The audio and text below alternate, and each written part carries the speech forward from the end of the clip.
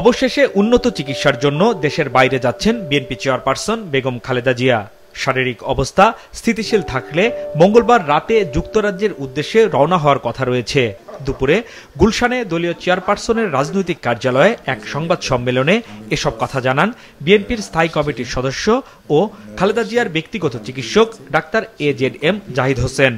আগামীকালকে 7 জানুয়ারি ইনশাল্লাহ রাত 10টায় কাতার আমিরাতের আমিরের স্পেশাল এয়ার অ্যাম্বুলেন্সে উনি ইনশাল্লাহ ঢাকা এয়ারপোর্ট থেকে ঢাকা দোহা লন্ডন হিথ্রো এই ফ্লাইট ইনশাল্লাহ উনি যাবেন এবং ওনার সাথে মেডিকেল বোর্ডের 6 জন সদস্য, ওনার ব্যক্তিগত কর্মকর্তা, ওনার যে কেয়ার গিভার ওনারা থাকবেন।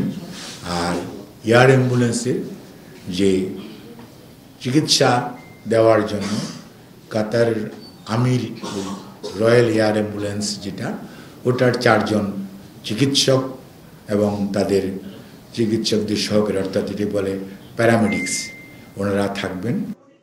জাহিদ হোসেন জানান, লন্ডনের হিথ্রো বিমানবন্দরে বিএনপি নেত্রীকে রিসিভ করবেন তার বড় ছেলে বিএনপির ভারপ্রাপ্ত চেয়ারম্যান তারেক রহমান। সেখান থেকে ভর্তি হবেন যুক্তরাজ্যের স্বনামধন্য আধুনিক সুযোগ সুবিধা থাকা লন্ডন ক্লিনিকে। সেখানেই শুরু হবে তার চিকিৎসা।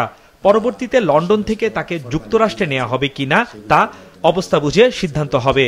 বিএনপি নেত্রীর লিভার ট্রান্সপ্লান্টের বিষয়টি সেখানকার চিকিৎসকরাই সিদ্ধান্ত নেবেন। লন্ডন ক্লিনিক বলে একটা অনেক পুরনো হসপিটাল আছে এবং সেই হসপিটালে, এটাও NHS এর অধীনই এটা হসপিটাল, ওখানে ওনাকে ভর্তি করা হবে।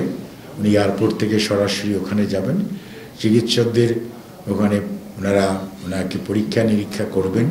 তার পরবর্তীতে ওনাদের পরামর্শক্রমে পরবর্তী সিদ্ধান্ত গ্রহণ করা হবে এবং ওখানে ইনশাল্লাহ আমাদের দলের ভারপ্রাপ্ত চেয়ারম্যান জনাব তারেক রহমান, ডাক্তার জুবাইদা রহমান, ওনার সহধর্মিনী ওনারা এবং আমাদের যুক্তরাজ্য বিএনপি এর থেকে হয়তো 2 জন ওনারা এবং ওনাকে হয়তো এয়ারপোর্টে রিসিভ করবেন।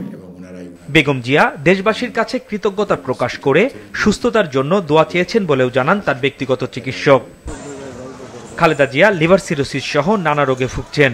2018 সালে দুর্নীতির মামলায় কারাবন্দী হওয়ার পর 2020 সালের 25শে মার্চ সরকারের নির্বাহী আদেশে মুক্তি হলেও 5 আগস্ট পর্যন্ত গৃহবন্দী ছিলেন সাবেক প্রধানমন্ত্রী বেগম খালেদা জিয়া।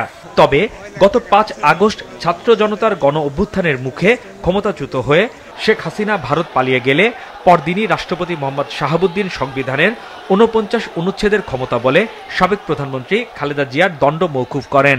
এরপর তার বিদেশ যাওয়ার রাজনৈতিক বাধা দূর হয়। হাসনাইন তানভীর, মাছরাঙা সংবাদ, ঢাকা।